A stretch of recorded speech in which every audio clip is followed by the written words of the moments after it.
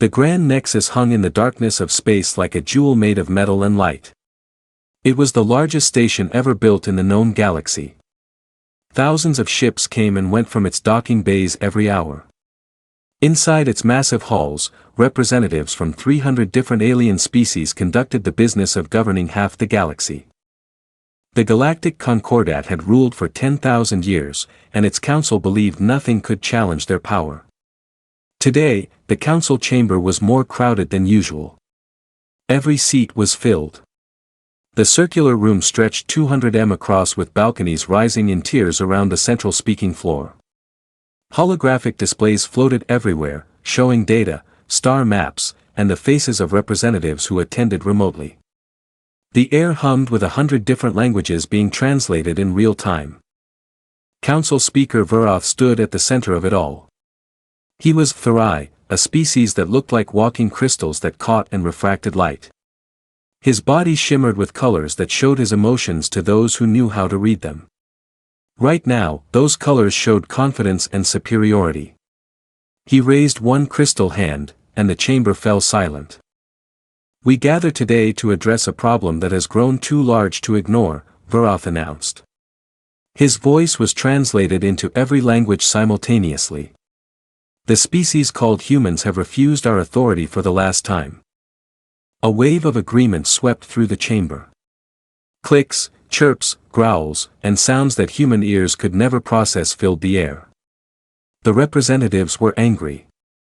Humanity had insulted them. Admiral Thex Kor of the Corvan Empire stood from his seat. The Corvans were a warrior race. They looked like huge reptiles that walked upright, covered in thick scales and natural armor plating. Thex Kor was old. His scales darker than most, marked with scars from 100 battles. He had commanded fleets that conquered 20 star systems. Everyone respected his military knowledge. "The humans are children playing with weapons they barely understand," Thex Kor said, his voice a deep rumble. "They have existed in space for less than 200 years. My family has served the Empire for longer than their entire civilization. Yet they dare to ignore our territorial boundaries. They dare to refuse tribute. They dare to speak to us as equals." More sounds of agreement echoed through the chamber. A representative from the eldest minds, beings of pure energy that existed in containment suits, spoke next. Their voice sounded like wind chimes in a storm.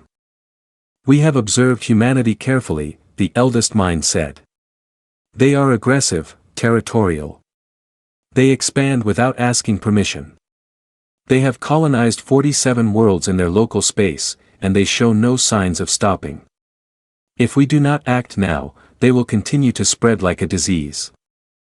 Ambassador Chen sat in the human delegation box, a small area set aside for minor species. She was a woman in her 60s with gray hair pulled back in a simple style. She wore the dark blue uniform of Earth's diplomatic corps. Her face showed no emotion as she listened to the aliens discuss her species like they were insects to be stepped on. Next to her sat two younger diplomats, both looking nervous. One of them, a man named James, leaned close to whisper. "Ambassador, should we say something? They are talking about military action." Chen shook her head slightly. "Let them talk. Let them show us exactly what they think of us." On the speaking floor, Veroth activated a holographic display. It showed the Sol system, humanity's home. Earth appeared as a small blue dot surrounded by orbital stations, defense platforms, and industrial facilities. It looked impressive by human standards. To the Galactic Council, it looked primitive. "As you can see, human military capability is limited," Veroth explained. "They have approximately 300 warships, most of which are converted cargo vessels with weapons attached. Their largest ship is barely 400 m long. By comparison, Admiral Thex Kor's flagship is over 2 kilometers in length and carries enough firepower to crack a planet's crust." The hologram changed to show human weapons firing. Kinetic rounds, missiles, and primitive energy weapons flashed across the display. To the assembled aliens, it looked like children throwing rocks. They use chemical propulsion for many of their systems, a scientific advisor noted with amusement. They still rely on nuclear fusion for power generation. Their faster-than-light drives are crude and inefficient. By our estimates, they are at least 200 years behind the galactic standard in every category. Laughter rippled through the chamber. Not the friendly kind, the kind that said these beings thought they were so far above humanity that the comparison was insulting. The X-Corps stepped forward again. I propose we send a punitive fleet to the Sol system. Not to destroy them completely. That would be wasteful, but to teach them their place. We will destroy their outer colonies. We will cripple their industrial capacity. We will force them to bow before the Council and accept proper governance. How many ships do you recommend? Verath asked. 300 warships should be sufficient, the X-Corps said. More than enough to overwhelm their defenses. We will broadcast surrender demands. If they comply, we will install a council governor and monitoring stations. If they resist, we will bombard their military installations until they have no choice but to surrender. A vote was called. The holographic displays showed the tally as it came in. Green lights for yes. Red lights for no. The chamber filled with green. 300 civilizations voted to authorize military action against humanity. Only 7 abstained. None voted no. Ambassador Chen finally stood. Her 2 junior diplomats looked at her with wide eyes. Speaking now after the vote seemed pointless, but Chen walked calmly to the speaking floor. Verath looked annoyed, but allowed her to approach. The Council recognizes Ambassador Chen of Earth, Verath announced with barely concealed contempt. Chen looked around the chamber slowly. She made eye contact with as many representatives as she could. When she spoke, her voice was calm and clear. For 5 years, I have stood in this chamber and asked for fair treatment. I have requested open trade negotiations. I have sought mutual defense agreements. I have offered to share our culture, our art, our music. Every time you have dismissed us, you have called us primitive. You have laughed at our achievements. You have treated us like we are nothing. She paused, letting her words settle in the chamber. Today you voted to attack our homes, to kill our people, to enslave our civilization under your rule. You believe this will be easy. You believe we cannot stop you. Veritha's colors shifted to show impatience. Is there a point to this speech, Ambassador? The vote is complete. The fleet will launch within the day. Chen smiled. It was not a happy smile. It was the smile of someone who knew a secret that others did not. I am giving you one final warning, she said. You have no idea what you are waking up. You have no idea who we really are. You look at our ships and see primitive weapons. You look at our worlds and see weak defenses. You are making the greatest mistake in your civilization's history. The chamber erupted in laughter. Not polite chuckles, full mocking laughter.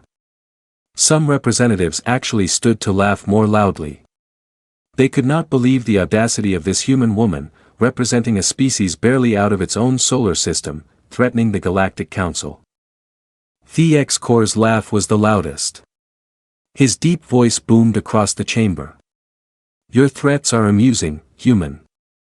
When my fleet reaches Earth, I will remember your words. Perhaps I will keep you alive just so you can witness your species learning humility. Chen's smile never wavered.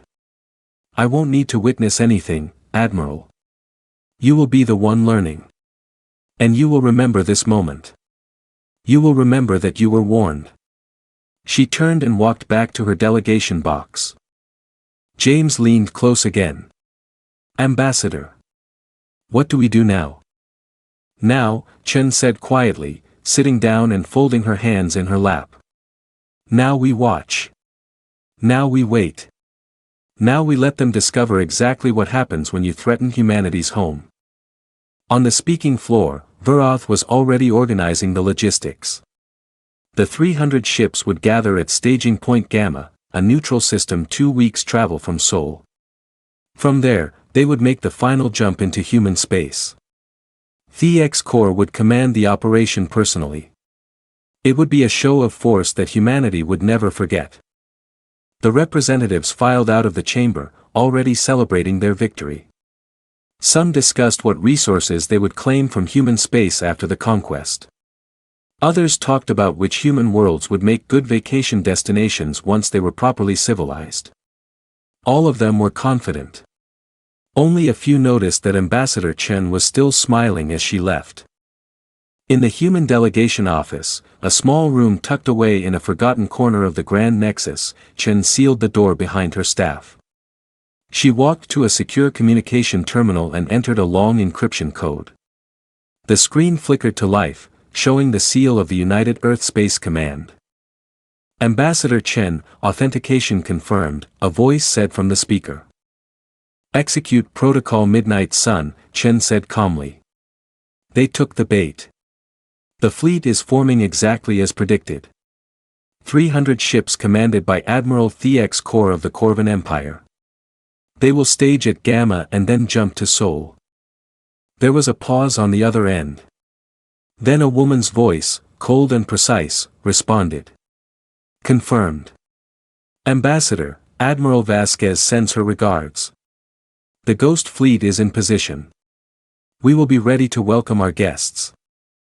Chen allowed herself a real smile. Now tell the Admiral to make it memorable. Let them see what happens when you underestimate humanity. Let them learn that we are not the prey they think we are. Message acknowledged. Earth command out. The screen went dark. Chen sat in the quiet office for a long moment. Her junior diplomats stared at her with confused expressions. They had no idea what Protocol Midnight Sun meant.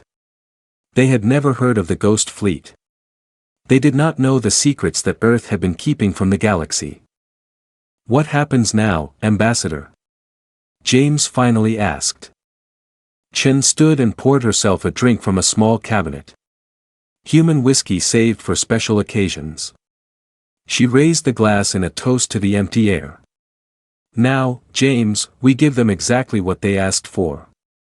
They wanted to see humanity's true nature. They wanted to test our strength. They wanted to teach us our place in the galaxy. She took a sip of the whiskey. Instead, we are going to teach them a lesson they will never forget. We are going to show them what 300 years of human warfare evolution looks like when applied to a galactic scale. Outside the office, the Grand Nexus continued its daily business. Ships came and went. Aliens conducted trade and politics. The great machine of galactic civilization turned as it always had, confident in its power and permanence. None of them knew that in the darkness between stars, 8 massive warships hung in perfect silence, cloaked, waiting, watching. Each one larger than anything the Galactic Council had ever built. Each one carrying enough firepower to end civilizations. Each one crewed by humans who had trained their entire lives for this moment. The trap was set. The prey was coming. And humanity was about to show the galaxy that they had drastically, fatally underestimated who the real predators were. Admiral TX Corps stood on the bridge of his flagship, the Time's dominant Fawn, and watched with satisfaction as the fleet assembled around him. 300 warships hung in the darkness of space at Staging Point Gamma. Each one a masterpiece of Galactic Council engineering. Battle cruisers, destroyers, carriers, and support vessels formed a perfect military formation that stretched for thousands of kilometers. This was power. This was strength. This was what 10,000 years of galactic civilization could produce when it chose to enforce its will. Status report, TX Corps commanded. His tactical officer, a younger Corinther, consulted his displays. All ships report ready for jump, Admiral. Weapons charged, shields at full strength. The fleet is formed and awaiting your command. TX Corps nodded. He had spent 3 days gathering this force, pulling ships from various council member fleets. The Corvans provided the heavy battle cruisers. The Thari contributed fast attack ships with advanced energy weapons. The Rexian collective sent carriers full of fighter craft. Even some of the minor species had sent ships eager to participate in what everyone believed would be an easy victory. Send the final jump calculations to all vessels, the X-Corps ordered. We will emerge at the edge of the Sol system exactly as planned. Humans will see us coming. They will have time to panic, time to realize resistance is futile. Only then will we broadcast surrender terms. Around the bridge, his crew worked efficiently. They had done this many times before. The Corvan Empire had conquered worlds for centuries before joining the Galactic Council. This was routine, but something nagged at the X-Corps' mind. A small voice that whispered doubt. He remembered Ambassador Chen's face, her smile, her absolute confidence, even as she stood before 300 civilizations that voted to crush her people. Warriors knew confidence when they saw it. Chen had not been bluffing or putting on a brave face. She had genuinely believed what she said. The X-Corps shook his head, dismissing the thought. Humans were young, inexperienced. They knew nothing of real warfare on a galactic scale. Chen's confidence was just ignorance. She would learn. Admiral, we are receiving a priority message from Grand Nexus, his communications officer announced. Speaker Veroth wishes to address you before the fleet jumps. A hologram materialized in front of the X-Corps. Veritha's crystalline form shimmered with colors of anticipation and eagerness. Admiral the X-Corps. The Council wanted to wish you success in this mission. Make it quick. Make it decisive. Show these humans what happens when a primitive species defies galactic authority. It will be done, the X-Corps replied. Within 3 days, humanity will be kneeling before the Council. Excellent. Oh, and Admiral. Try to minimize casualties. They are more useful as laborers than corpses. Once they understand their place, they might contribute something valuable to galactic civilization. The hologram faded. The X-Corps turned back to his displays. 3 days. That was generous. He expected the operation to take less than 1. All ships report ready, Admiral, Zexter announced. Then let us end this farce. All ships jump on my mark. 3, 2, 1, mark. The stars twisted. Space folded. 300 warships disappeared from staging point Gamma and reappeared at the edge of the Sol system, 14 billion kilometers from Earth's sun. Immediately, sensors across the fleet began scanning. The X-Corps watched the data populate his tactical display. There was Sol, the human's yellow star. There were the planets. Small dots on the screen. Jupiter, Saturn, the gas giants, Mars, Earth's red neighbor, and there the third planet from the Sun was Earth itself. Contacts, the sensor officer called out. Multiple defense platforms detected. Orbital installations around the outer planets. They are old designs, mostly automated. Any sign of their fleet? The X-Corps asked. Negative. Admiral, we are detecting power signatures from various stations, but no large ship formations. Scanning deeper into the system now. This puzzled the X-Corps. When an enemy fleet appeared at your doorstep, you responded with every available warship. You formed defensive positions. You prepared to fight. The humans were doing none of this. Perhaps they fled deeper into the system, Zexter suggested. Cowering behind their planet. Or perhaps they are surrendering without a fight, another officer offered. They see our numbers and no resistance is impossible. The X-Corps was not convinced. Something felt wrong. But he pushed the feeling aside and gave the next order. All ships, advance into the system. Combat speed. Target and destroy those defense platforms as we pass. Let humanity watch their defenses fall one by one. The fleet moved forward like a metal tide. The human defense platforms opened fire as the Council fleet came into range. Missiles streaked through space. Kinetic rounds flashed, but the platforms were old, automated, predictable. The Council fleet's point defense systems swatted the attacks aside like insects. Energy beams lanced out from the Council ships and one by one the human platforms exploded in brilliant flashes of light.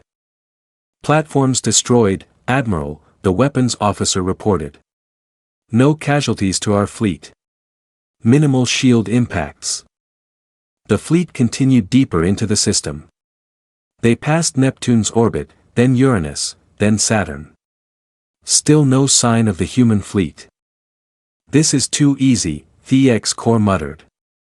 Zexter, where are their ships? Even if they planned to surrender, they would position their fleet somewhere we could see it. Show some pride. This is wrong. Maybe their fleet is hiding behind one of the planets, someone suggested. Our sensors would detect them, the sensor officer said confidently. We are using active scanning across the entire system. Nothing larger than a civilian transport is showing up. But something bothered the sensor officer too. He ran diagnostic checks on his equipment. Everything was working perfectly. Yet he had a strange feeling like something was watching them, like eyes were on them from the darkness. Continue scanning, the X-Core ordered. Double-check everything. Humans may be primitive, but Ambassador Chen was too confident. She knew something. The fleet crossed Jupiter's orbit. They were now in the inner system, approaching Mars. Earth was just beyond, a journey of a few more hours at their current speed. Far above and below the ecliptic plane where planets orbited, in the cold darkness where no ships normally traveled, 8 massive objects hung in perfect silence. They had been there for weeks waiting, watching, recording every movement the Council fleet made. These were not civilian ships. They were not converted cargo haulers with weapons bolted on. These were purpose-built instruments of war designed by a species that had spent 300 years perfecting the art of killing. The UESC Times Reckoning was the largest of them. She measured 2.8 kilometers from bow to stern. Her hull was not made of simple metals, but of composite materials that absorbed and deflected energy. Her skin was studded with hundreds of weapon ports. Each one capable of firing rounds that could crack a moon. Her reactors produced enough power to supply a small city, and every watt of that power could be directed into weapons or shields or engines that could accelerate the massive ship like a fighter craft. On the Times Reckoning's bridge, Admiral Elena Vasquez watched the tactical display with cold, calculating eyes. She was 52 years old with short dark hair going gray at the temples. Her uniform was spotless. Her posture was perfect. She had commanded ships for 30 years. And before that, she had been a fighter pilot. She knew space combat the way a musician knew their instrument. The Council fleet has destroyed the automated platforms, her tactical officer reported. Lieutenant Commander Park was young but brilliant. He had graduated top of his class from the Mars Naval Academy. They are proceeding toward Mars orbit exactly as predicted. Of course they are, Vasquez said quietly. They think this is already won. They see easy targets and assume that is all we have. Around her, the Times Reckoning's bridge crew worked in focused silence. These were professionals. Every one of them had trained for years for this moment.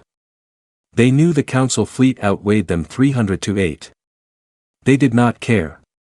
They had confidence in their ship, their training, and their commander. Status of Ghost Fleet? Vasquez asked. All ships report ready, Admiral, Commander Sarah Chen replied. She was the Admiral's executive officer. No relation to Ambassador Chen, but just as competent. Cloak fields holding at 100%. The Council fleet still shows no sign of detecting us. Good. How long until they reach the engagement zone? 2 hours 17 minutes at current speed, Admiral. Vasquez nodded. She had planned this operation down to the second. The engagement zone was a specific area of space around Mars where the Ghost Fleet could decloak in perfect encirclement of the enemy, where every advantage would belong to humanity. She activated a communication channel that connected her to the other 7 dreadnought captains. Their faces appeared on her display. Captain Rodriguez of the Times Vengeance. Captain Okonkwo of the Times Defiant. Captain Tanaka of the Times Relentless. Captain O'Brien of the Times Indomitable. Captain Shao of the Times Sovereign. Captain Alramon of the Times Unconquered. Captain De Leon of the Times Retribution. 7 ships, 7 captains. Each one a veteran of dozens of operations. Each one ready to show the galaxy what human warfare really looked like. This is Admiral Vasquez. Final status check. One by one, the captains reported. All systems green, all weapons ready, all crews at battle stations. Good, Vasquez said. You all know the plan.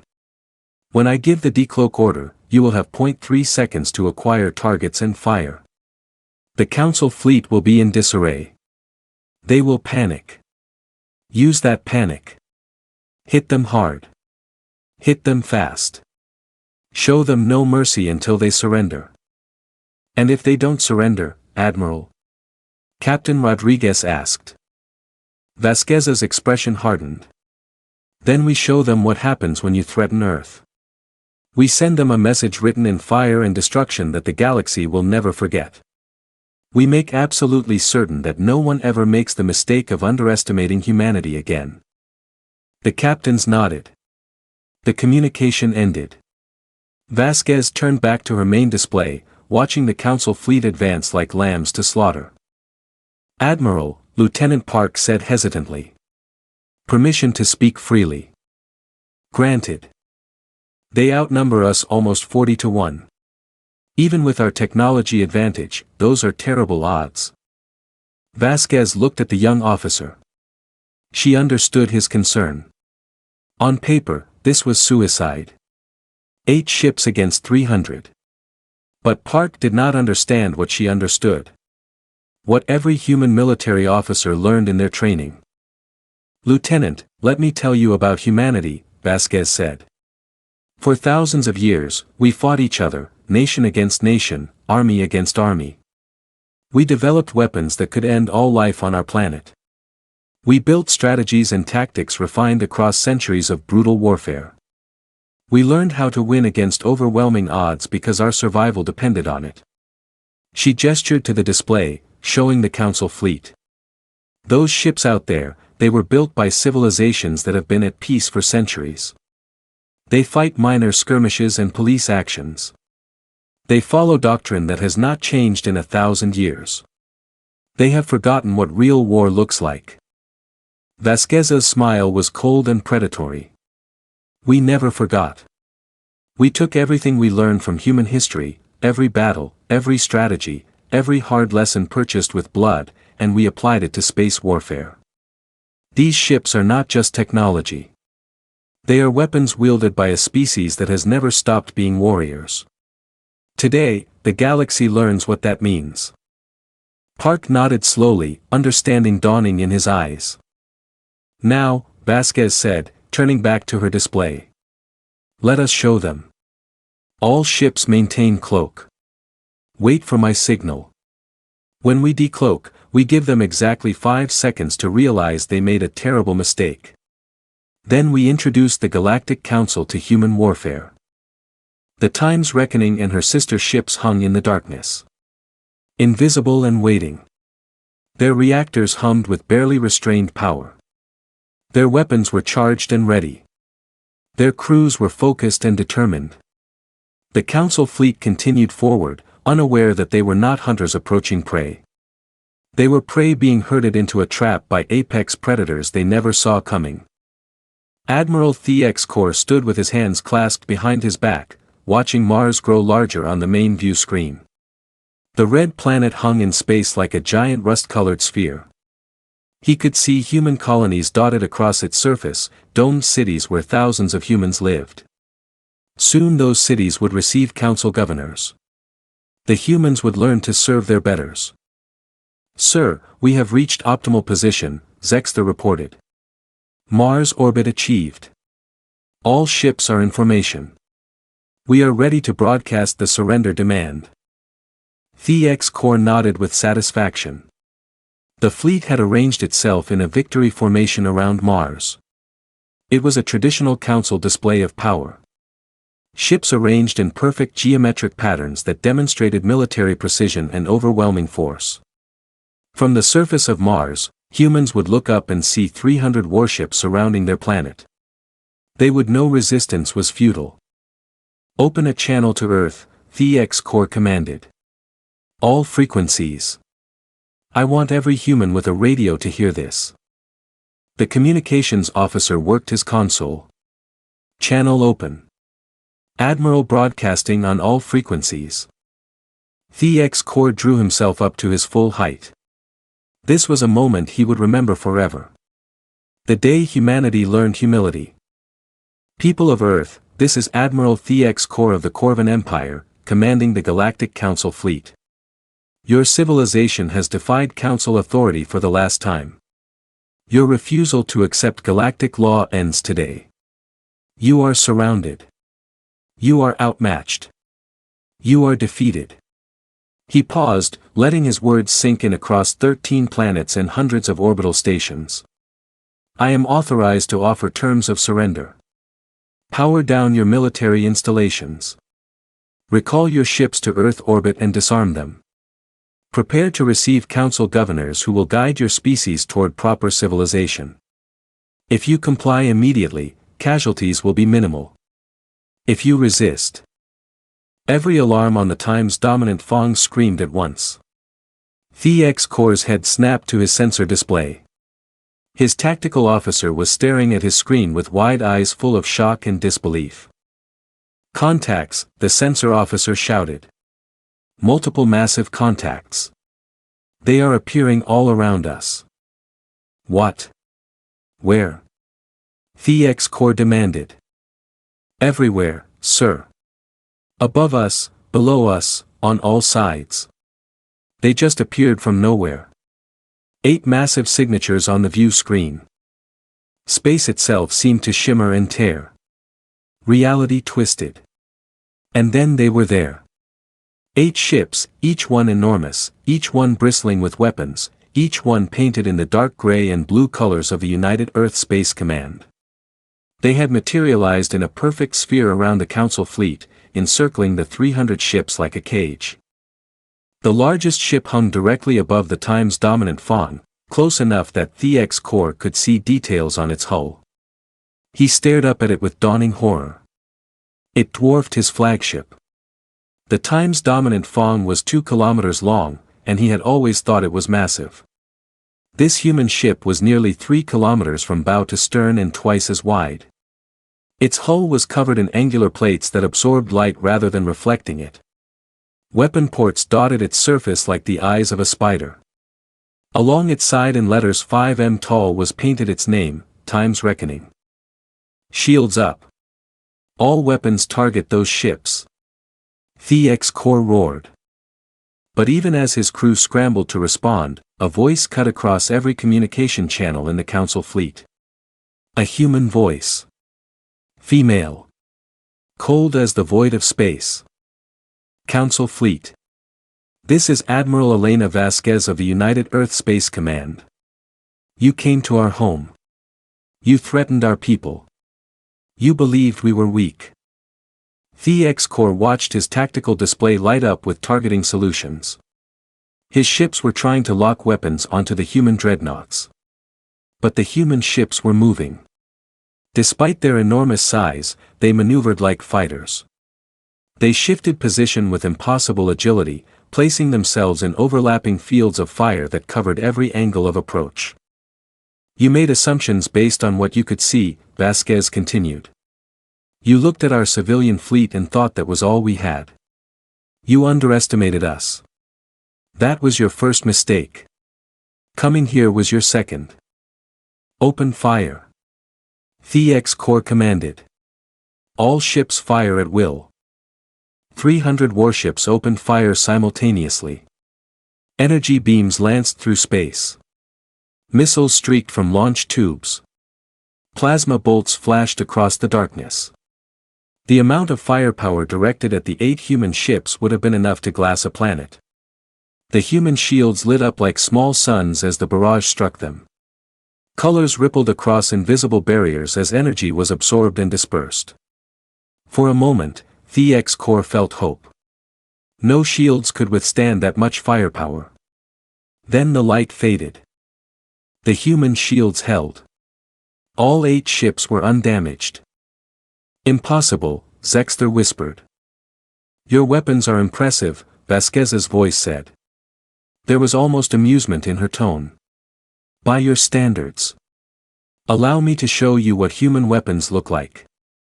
The Time's Reckoning fired. Rail guns mounted along its spine unleashed a barrage of solid projectiles, accelerated to a significant fraction of light speed. These were not the slow kinetic rounds the Council had seen from human defense platforms. These were penetrator rounds made of tungsten and depleted uranium, each one massing several tons, moving so fast they turned space hot around them. They struck a Thari attack cruiser that had positioned itself in front of the Time's Reckoning. The cruiser's shields flared and collapsed in milliseconds. The rounds punched through the hull like it was paper. They went in one side and out the other, leaving glowing holes 5 m wide. Secondary explosions rippled along the cruiser's length. Its power core went critical. The ship exploded in a flash of light that briefly rivaled Mars itself. Then all 8 human dreadnoughts opened fire. The Ghost Fleet had been designed for one purpose: to win battles against numerically superior forces through overwhelming firepower and technological superiority. Every lesson humanity had learned from centuries of warfare had been poured into these ships. The Time's Vengeance fired its plasma lance weapons. Streams of superheated matter contained in magnetic bottles and accelerated to incredible velocities reached out and touched 3 Council destroyers. Their shields lasted less than a second. The plasma burned through hulls, vaporizing armor, melting bulkheads, cooking everything inside. The Times Defiant launched quantum torpedoes. These were weapons that used principles of quantum mechanics that the Council did not fully understand. When they struck, they did not just explode. They caused localized disruptions in the strong nuclear force that held matter together. A Rexian carrier took a direct hit. Half the ship simply ceased to exist at the atomic level, converting to energy in a blast that consumed the other half. The Times Relentless brought its heavy ion cannons to bear. Streams of charged particles invisible to the naked eye reached across space at near light speed. They did not care about shields or armor. They penetrated everything and induced catastrophic electrical failures in ship systems.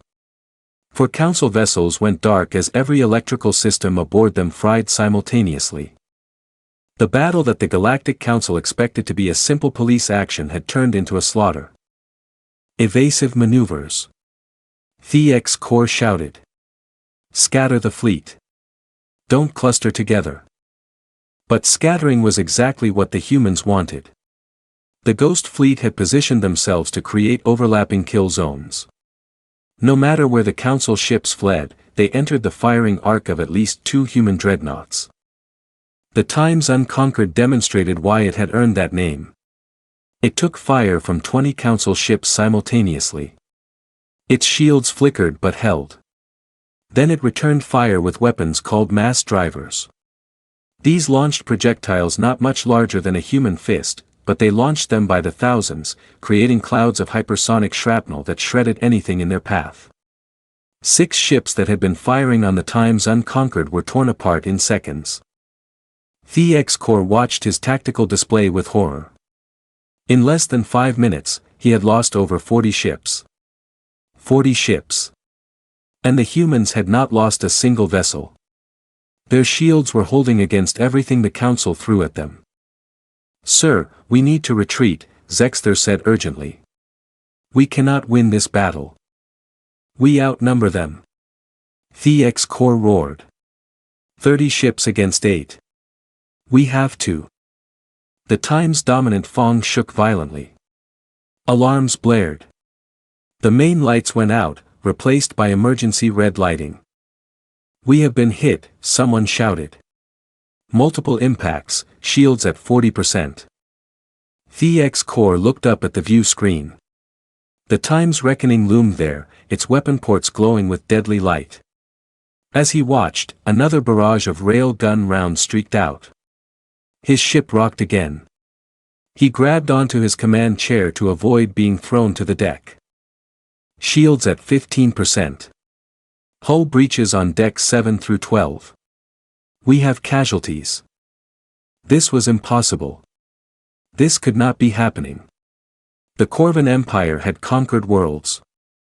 He had commanded victorious fleets for decades. How were these humans? These children barely out of their home system, destroying his forces. Another Council battle cruiser exploded. Then two more.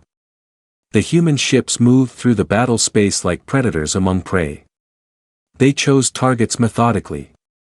They did not waste shots.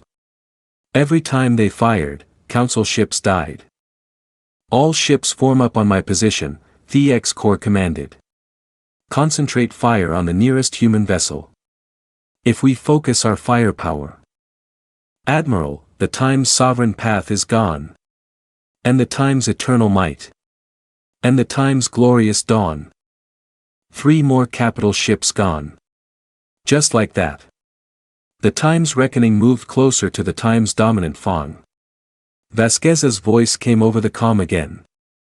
"Admiral TX Core, I am going to give you a choice. Surrender now and I will allow your surviving ships to leave. Continue fighting and I will destroy every single vessel in your fleet. You have 10 seconds to decide." TX Core's claws dug into his command chair. Surrender to humans? The shame would be unbearable. He would rather die. But he looked at his tactical display. 74 ships destroyed. 74 ships in less than 15 minutes. His fleet was not fighting a battle. It was being systematically exterminated. He thought of his crew. Thousands of Corvans aboard this ship alone. Tens of thousands across the fleet. They were warriors. Yes, but this was not a fair fight. This was execution. "Admiral, we have incoming," the sensor officer screamed. "The time's reckoning is firing again." The main rail gun round struck the time's dominant Fong directly in the engine section. The shields already weakened collapsed entirely. The rounds punched through the hull and into the main reactor containment. Alarms wailed as the reactor began an emergency shutdown to prevent a core breach. "We have lost primary power. Engines offline, weapons offline. We are dead in space." TX Core felt his pride crumble. He was beaten completely. Utterly beaten by a species he had thought was primitive.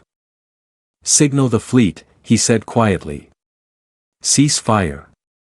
We surrender." Zexter stared at him. "Sir." "Do it." TX Core roared. "Signal our surrender before she kills everyone." The message went out across all Council frequencies. The word that no Corvan admiral had spoken in 300 years. Surrender. One by one, the remaining Council ships powered down their weapons. They sat in space surrounded by debris and bodies and the shattered remains of over 100 warships. The human dreadnoughts held their fire but maintained targeting locks on every surviving vessel. Vasquez's voice came across the comm one more time. "Cease fire. All human ships maintain targeting solutions, but hold fire." The shooting stopped. The sudden silence was deafening. Atmosphere vented from breached hulls. Emergency beacons wailed from escape pods. "Council fleet, you will remain in position," Vasquez ordered. "You will not move. You will not power up weapons. You will not attempt to flee. Any ship that tries to leave will be destroyed. Is that understood?" "Understood," TX Core said, his voice hollow. He looked at his bridge crew. They were staring at their displays in shock. They had left staging point Gamma confident and victorious. They would return home defeated and humiliated. If they returned home at all. On the bridge of the time's reckoning, Admiral Vasquez allowed herself a small smile of satisfaction. The battle had gone exactly as planned. The Council fleet had reacted predictably. The humans had demonstrated overwhelming superiority. Damage report, she ordered. Asterisk times vengeance asterisk reports minor shield damage already regenerating. All other ships report no significant damage. We are at 95% combat effectiveness across the fleet. Admiral Vasquez nodded. 8 ships had faced 300. They had destroyed or disabled 112 enemy vessels. The remaining ships had surrendered and the Ghost Fleet had barely been scratched. Send a message to Earth Command, Vasquez said. Inform them that the Council fleet has been neutralized. Sol system is secure. Message sent, Admiral. Vasquez looked at the view screen at the broken Council fleet drifting in space. This was just the beginning. Now came the hard part. Now humanity had to show the galaxy that this was not luck or surprise. This was what happened when you threatened human worlds. Prepare to receive prisoners, she ordered. And someone bring me Admiral Thex Core. I think it is time he learned exactly what the humans he tried to conquer are really capable of. The shuttle carrying Admiral Thex Core approached the UESC Times Reckoning with 2 human fighter escorts flanking it on both sides. Through the viewport, Thex Core could see the massive dreadnought growing larger. Up close, it was even more intimidating than it had been during the battle. Every surface was functional and purposeful. No decorative elements, no wasted space. This was a machine built for war by a species that understood war.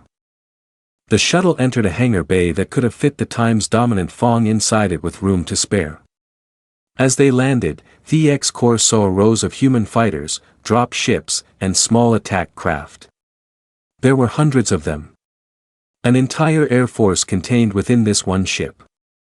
Admiral, we have landed, the pilot said quietly.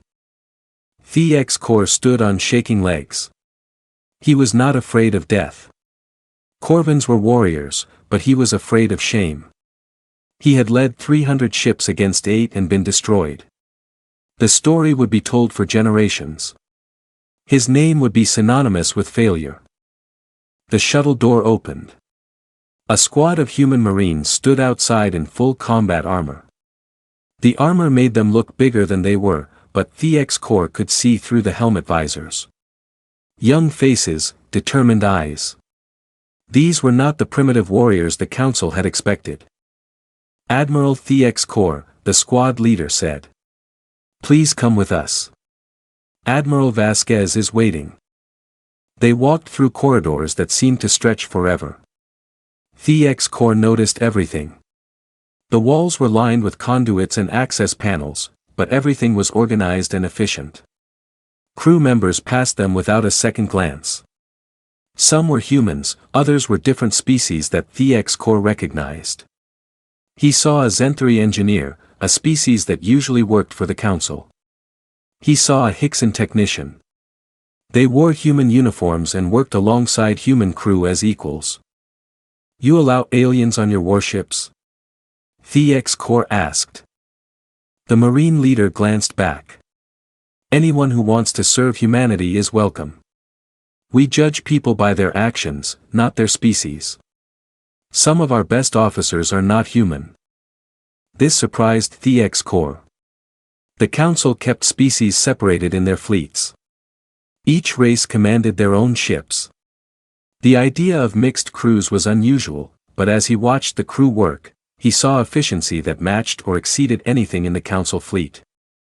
They reached a large door marked Admiral's Conference Room. The door slid open and Thex Core was led inside. The room was dominated by a large table with chairs around it.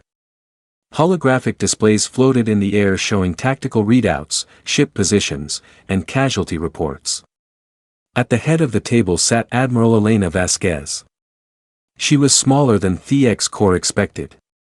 Humans were not large creatures compared to Corvins, but the way she looked at him made him feel like he was facing something far more dangerous than physical size could measure. Admiral TX Core, Vasquez said, gesturing to a chair. Please sit. TX Core sat awkwardly. The human chair was not designed for his body shape. Vasquez watched him with eyes that missed nothing. Do you know why I asked you here? Vasquez asked. To gloat over your victory, TX Core said bitterly. No, Vasquez said calmly. To show you something. To make you understand something. Then you are going to take that understanding back to the Galactic Council. She activated a holographic display. It showed the battle they had just fought, but from a different perspective, sensor recordings from the human ships. TX Core watched himself issue orders. He watched his fleet move into position around Mars.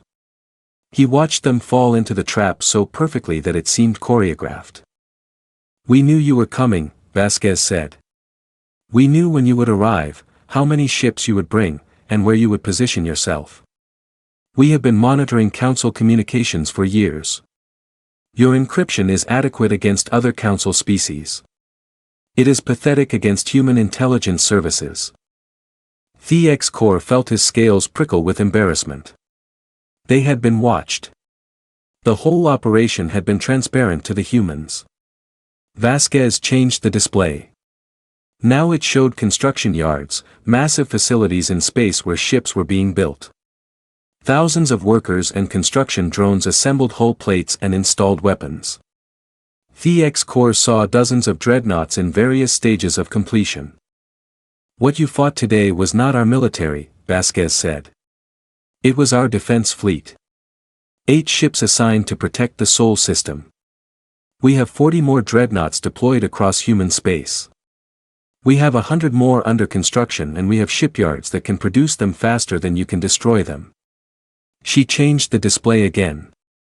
This time it showed what looked like a massive ring structure being built in deep space.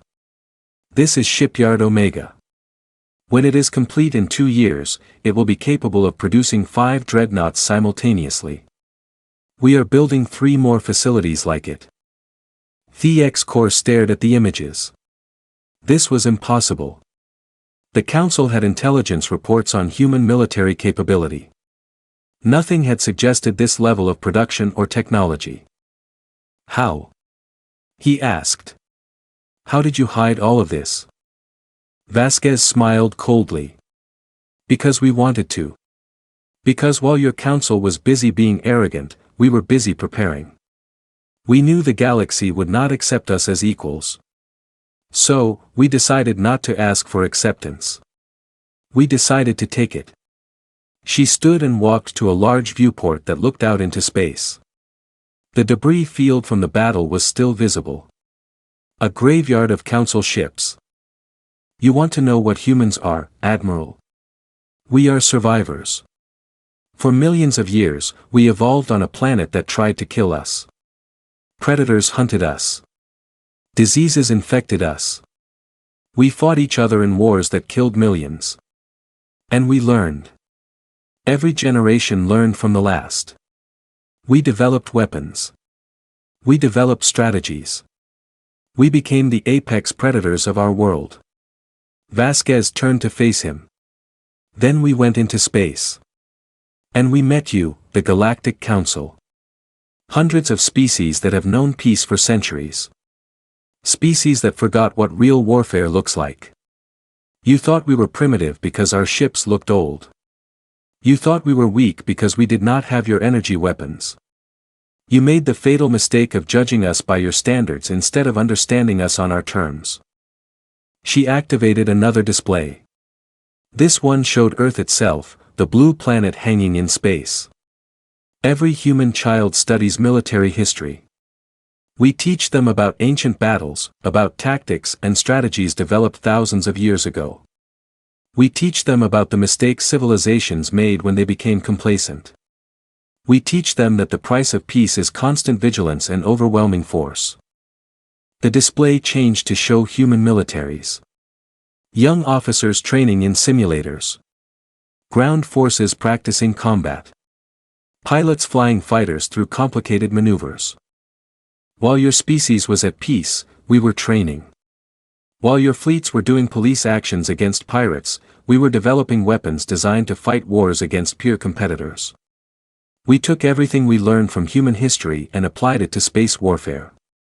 The result is what you saw today. TX Core felt something cold settle in his gut. He was beginning to understand. The humans were not lucky. They were not surprisingly advanced. They were a warrior species that had been preparing for this exact scenario for centuries. You cannot defeat the entire galaxy, TX Core said. But his voice lacked conviction. Vasquez laughed. It was not a pleasant sound. The entire galaxy will not unite against us. The Council is not a unified entity.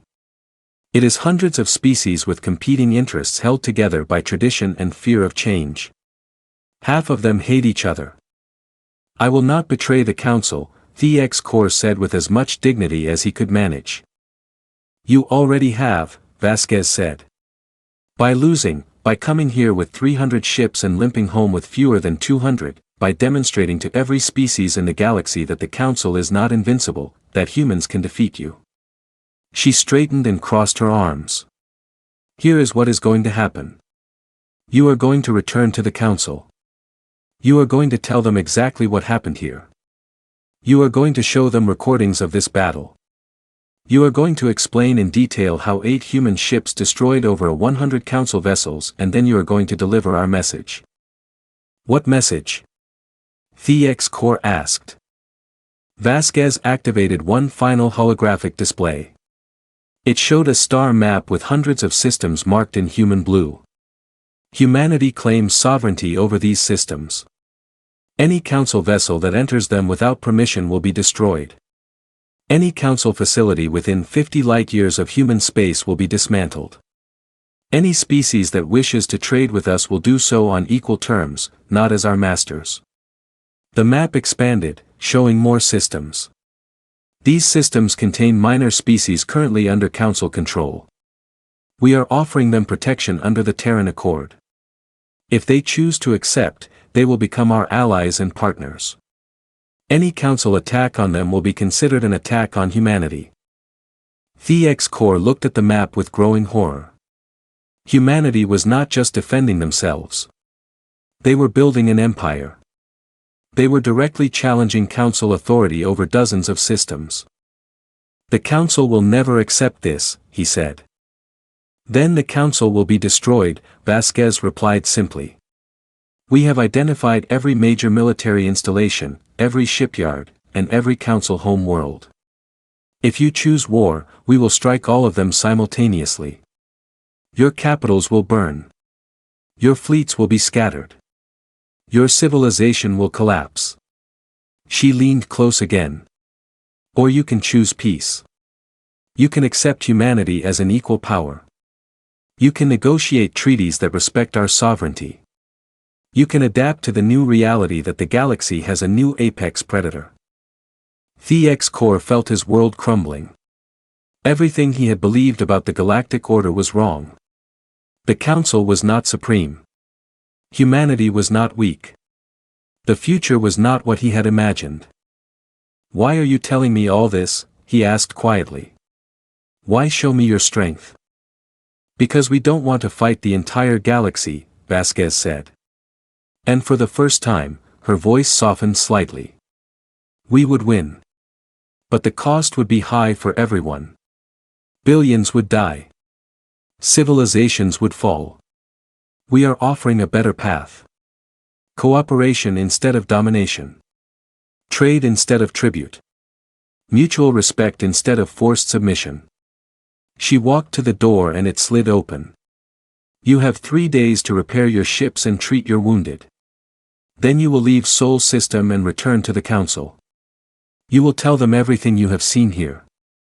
You will deliver our terms and you will make them understand that the age of Council supremacy is over. TX Core stood slowly. His legs felt weak. His mind was reeling with everything he had learned. And if the council refuses, he asked. Vasquez's expression turned cold again. Hard, dangerous. Then we will show them that the 8 ships you fought today were just the warning. The real human war fleet numbers over 2,000 vessels. And Admiral, we don't lose. 2 Marines appeared to escort the X-Corps back to his shuttle. As he walked through the corridors of the Time's Reckoning, he saw more of the human crew. Engineers maintaining weapons systems, doctors treating wounded from his own fleet, soldiers training in a gymnasium. Every face showed determination and confidence. These were not the primitive species the Council had thought they were. These were warriors who had never stopped being warriors. A civilization that had prepared for this moment across centuries. Back in his shuttle, flying back to the Time's dominant Fong, the X-Corps stared out the viewport at the human dreadnoughts. They hung in space like patient predators, waiting, watching, ready. He thought about Ambassador Chen's warning. You have no idea what you are waking up, she had been right. They had awakened something the galaxy was not prepared for. They had underestimated humanity. And now everyone would pay the price for that mistake. As his shuttle approached the Time's dominant Fong, the X-Corps made a decision. He would deliver Vasquez's message. He would tell the Council everything. He would show them the recordings and he would recommend they accept human terms because the alternative was extinction. And for the first time in his long military career, Admiral the X-Corps of the Corvan Empire was truly afraid. 6 months had passed since the Battle of Mars. 6 months that changed the galaxy forever. The Grand Nexus was in chaos. The council chamber that had once been a symbol of unified galactic authority, now looked more like a war room, where frightened species argued about survival. The holographic displays no longer showed tribute schedules and trade routes. They showed military deployments, defensive positions, and worst-case scenarios. Council Speaker Veroth stood at the center of the chamber, his crystalline body flickering with colors that showed stress and fear. Around him, representatives shouted over each other. Some demanded war, some begged for peace, some had already withdrawn their species from council authority entirely. Order! Veroth called out, his voice amplified across the chamber. We must have order. The shouting slowly died down. Veroth looked around at faces from 300 species. Fear showed on all of them in different ways. The Thari's colors were muted and dark. The Corvan stood with tense postures. Even the ancient eldest minds seemed disturbed, their energy patterns fluctuating irregularly. We have all seen the recordings, Veroth said. We have all heard Admiral the X-Corps' report. We know what happened at Seoul. The question now is, what do we do about it? Grand Admiral Kexter of the Corvan Empire stood. He was the supreme military commander of all council forces, and his reputation had been built over a century of successful campaigns. But today, he looked old and tired. I have analyzed the battle data extensively, Kexter said. I have consulted with our best tactical minds. The conclusion is unavoidable. If we engage humanity in direct military conflict, we will lose. Angry sounds erupted across the chamber. A Vey war leader stood, his body blazing with red colors of fury. Unacceptable. We outnumber them thousands to 1. How can 8 ships defeat us? Because those 8 ships represent a level of military sophistication we do not possess, Kexter replied bluntly. Human weapons are more advanced. Human shields are stronger. Human tactics are superior. They have been studying warfare for their entire existence. While we have been at peace, the technological gap is enormous. He activated a holographic display showing comparative data. Human weapons efficiency, shield strength, ship maneuverability. Every metric showed human superiority. But more importantly, Kexter continued, they have been preparing for this exact scenario. They built their military in secret. They developed weapons specifically designed to counter our strengths. They trained for decades to fight us. While we thought they were primitive, they were becoming the most dangerous military force in the galaxy. Then we gather every ship from every member species, another representative suggested. We assemble a fleet of 10,000 vessels. They cannot stand against that. Kexter shook his head. According to intelligence we have gathered, humanity currently operates 47 dreadnoughts of the same class that attacked Admiral Theek's corps. They have over 2,000 smaller capital ships. They have defense networks around every human world that would shred any attacking fleet. And they are building more ships faster than we can mobilize. He paused, letting that sink in. But the real problem is not their current fleet. The real problem is their production capacity. Human shipyards can produce warships at a rate that exceeds our entire military-industrial complex. If we went to war today, even if we won the first battle, they would replace their losses faster than we could. It would be a war of attrition that we would eventually lose. Silence fell over the chamber. This was not what they wanted to hear, but the data was undeniable. Then what do you propose? Verath asked quietly. We accept their terms, Kexter said. We recognize human sovereignty over their claimed systems. We establish formal diplomatic relations. We negotiate trade agreements as equals and we pray they are satisfied with that. Never. The Vthari war leader shouted. We do not negotiate with primitives. They are not primitives, a new voice said. Ambassador Chen walked onto the speaking floor. She had been given full diplomatic status after the battle. No longer relegated to the minor species box. They are the most advanced military civilization in the galaxy. And you made them that way. She looked around the chamber. You forced humanity to become what they are. You refused to treat us as equals. You demanded submission. You threatened our worlds. You gave us no choice but to prepare for war. And now you are shocked that we prepared well. You deceived us, Verath said accusingly. You hid your true capabilities. You never asked, Chen replied simply. You assumed. You made judgments based on what you wanted to believe rather than what was true. That is not deception. That is your own arrogance blinding you. She activated her own holographic display. It showed a map of the galaxy with human space highlighted in blue. Surrounding it were dozens of systems marked in green. These are the minor species that have requested protection under the Terran Accord, Chen explained. Species that were tired of paying tribute to the Council, species that wanted to develop their own civilizations without interference. In the 6 months since Mars, 43 species have joined the Accord. More request membership every week. The numbers were staggering. Nearly a sixth of all known spacefaring species had abandoned the Council for humanity's protection. You are stealing our subjects, a Council representative accused. We are offering them a choice, Chen corrected. Something the Council never did. Join us voluntarily as equals or remain independent. We do not force anyone to submit. That is the difference between the Terran Accord and the Galactic Council. She changed the display to show human diplomatic outreach, trade agreements, technology sharing, cultural exchanges, all conducted between equals. Humanity does not want to rule the galaxy, Chen said. We want to be part of it as peers, as partners. We offer protection to those who need it. We offer trade to those who want it.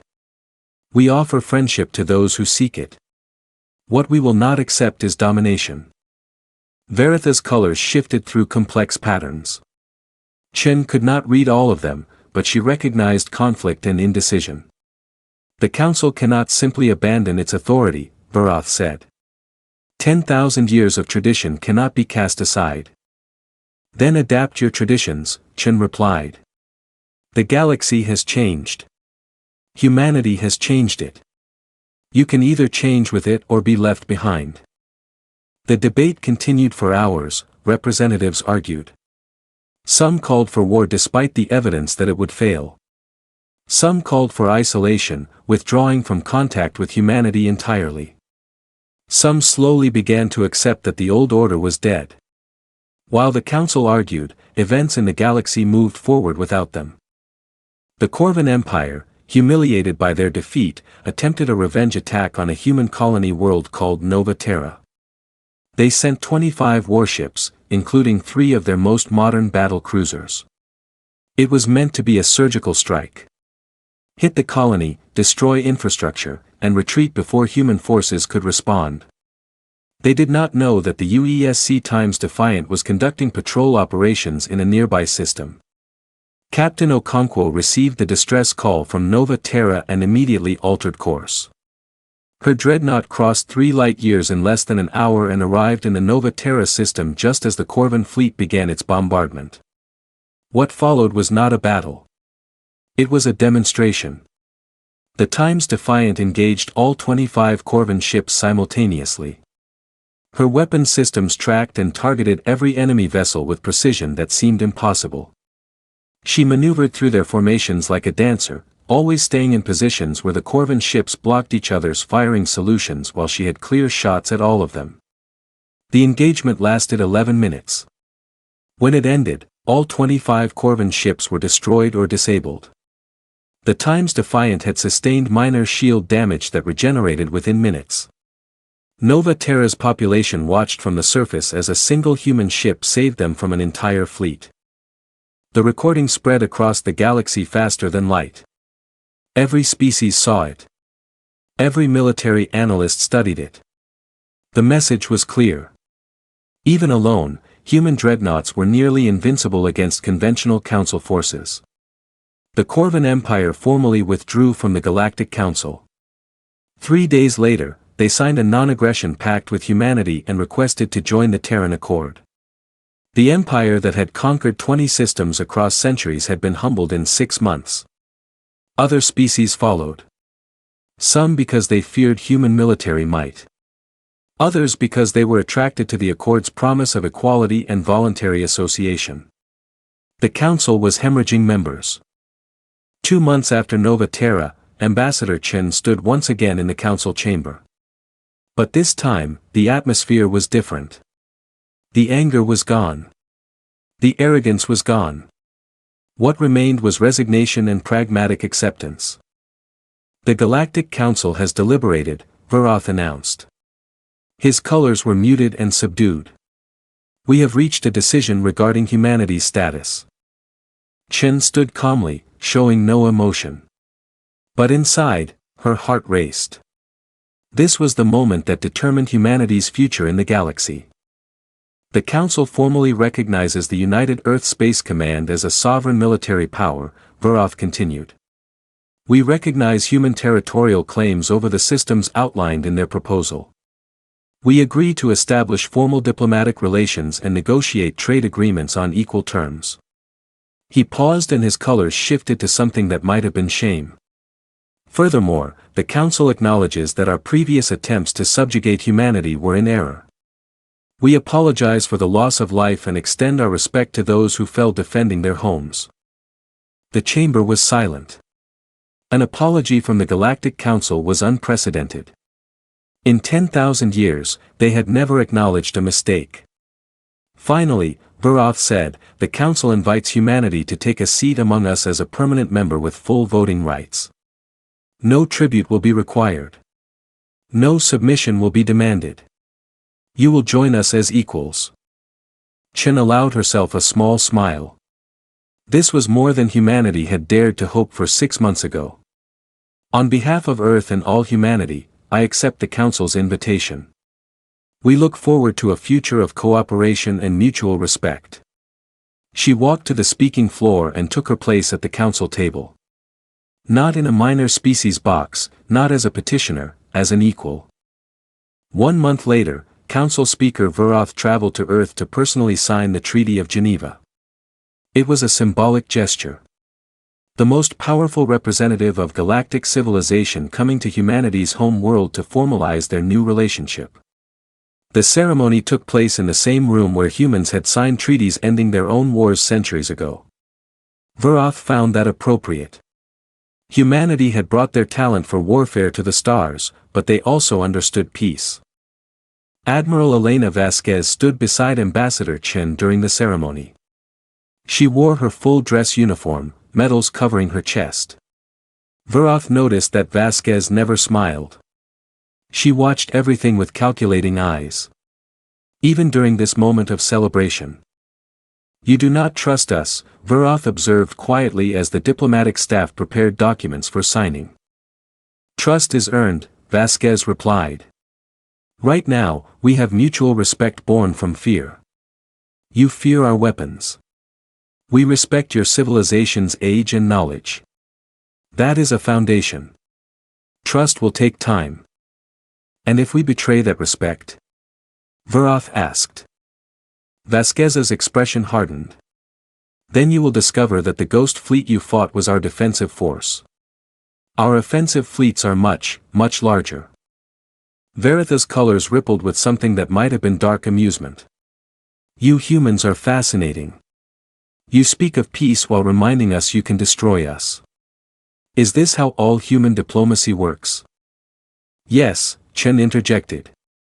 "We learned a long time ago that peace only works when backed by strength. We want to be your friends, Speaker Veroth. But we will never again be anyone's subjects." The treaty was signed. Humanity officially became the newest permanent member of the Galactic Council. But everyone knew the truth. The Council was no longer the supreme authority it once was. Humanity had shattered that illusion. In the months that followed, the Terran Accord grew stronger. Dozens of species joined. New trade routes opened. Technology was shared. Culture was exchanged. The galaxy that had been static for millennia began to change and grow. But humanity never stopped building ships. 3 years after the Battle of Mars, the UESC fleet numbered over 3,000 dreadnoughts and 15,000 smaller vessels. Shipyard Omega was complete and producing 5 capital ships every month. 3 more facilities like it were under construction. Admiral Vasquez stood on the bridge of the Time's Reckoning, watching new ships roll out of construction docks. Her hair was fully gray now. 3 years of constant vigilance had aged her, but her eyes were still sharp and her mind was still tactical. "Admiral, we are receiving diplomatic reports from the frontier," Commander Chen reported. She had been promoted and now served as the Time's Reckoning's executive officer permanently. "The hegemony of far stars is making aggressive moves toward Accord member systems." The hegemony. Vasquez considered this. They were a powerful faction that existed beyond Council space. They had watched humanity's rise with suspicion. Are they threatening military action? Not yet. But their rhetoric is becoming hostile. They see the Accord as a threat to their sphere of influence. Vasquez nodded slowly. This was inevitable. Humanity had disrupted the galactic order. Not everyone would accept that peacefully. "Prepare deployment orders for the Second Fleet," Vasquez commanded. 20 dreadnoughts plus support vessels. Send them to the frontier. Make sure the hegemony can see them. "A show of force, Admiral." "A reminder," Vasquez corrected. "A reminder that the galaxy has changed. That humanity protects its allies, and that anyone who threatens us will face the same fate as the Council fleet at Mars." She turned to look out the viewport at the growing human armada.